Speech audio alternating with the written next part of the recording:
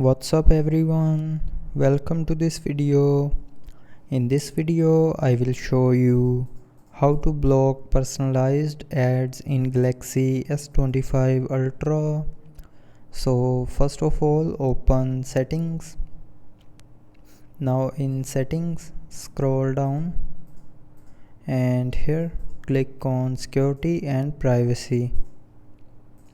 Now in security and privacy, scroll down and click on more privacy settings and then click on ads.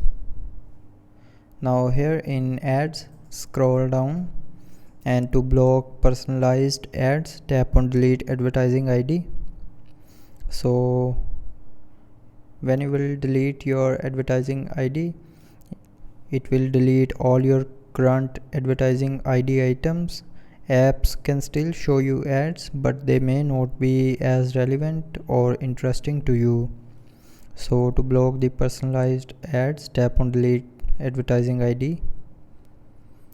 So that's how you can block personalized ads in Galaxy S25 Ultra.